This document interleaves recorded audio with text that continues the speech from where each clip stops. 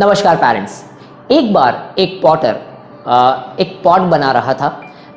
वो सोच रहा था कि इसका बहुत ही अच्छा एक मटका बन जाए, लेकिन बार बार कोशिश करने के बाद भी वो मटका बन नहीं रहा था। उसने मिट्टी अलग कोशिश की, थोड़ा ज़्यादा पानी डालने की कोशिश की, थोड़ा कम पानी डालने की कोशिश की, बहुत सारे एक्सपेरिमेंट्स किए, लेकिन वैसा मटका नहीं बन रहा था जैसा वो बनाना चाहता था और वो बहुत परेशान था।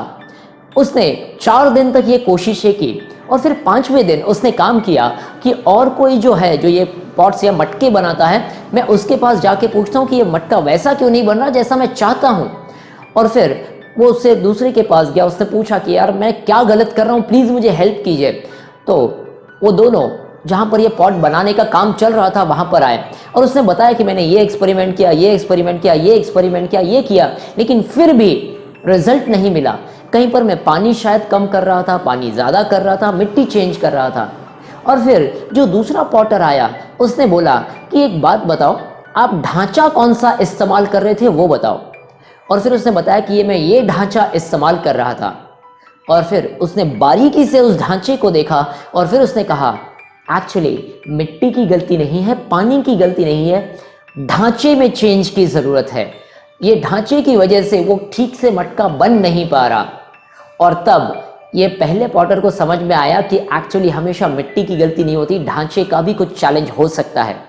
वैसे ही हम लोग जब ये पेरेंटिंग की बात करते हैं, हमेशा पेरेंटिंग में माँ बाप और बच्चे इन दोनों को इन्वॉल्व करने का सोचते हैं, लेकिन एक बार ज़रा दोनों को अलग करते हैं और चीज़ों को एक एक करके देखते हैं।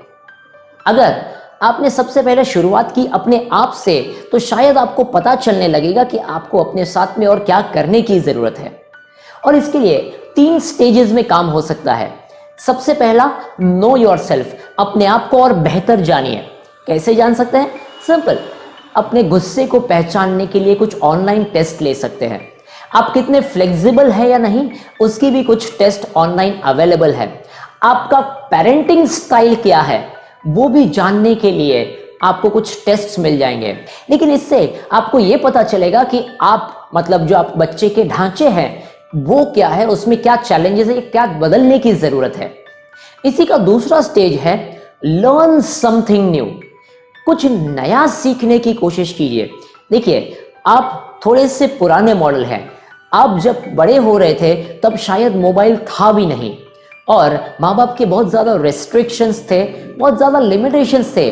आज की तारीख में ऐसा कुछ भी नहीं है। पुराने ज़माने का इंटरनेट इतना स्लो था कि खाना खाने से पहले अगर आप कोई वेबसाइट ओपन करें तो खाना खाने के बाद वो वेबसाइट ओपन होती थी। लेकिन अब 3G, 4G और इनफैक्ट बहुत जल्दी 5G का स्पीड भी हम लोगों को मिलने लगेगा। और इसीलिए हमें भी अपने आप को अपग्रेड करने की ज़रूरत है। जब तक अपने आप को अपग्रेड नहीं करेंगे कोई फायदा नहीं होने वाला है। And the last thing is upgrade your old techniques.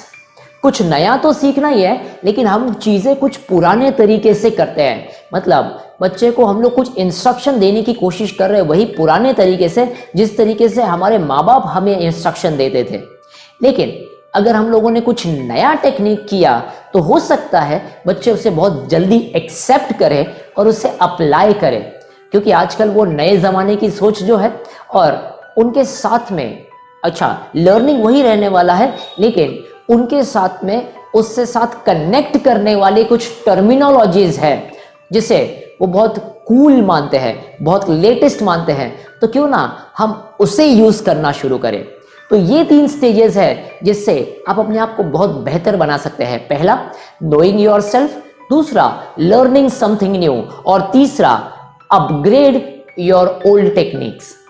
Thank you.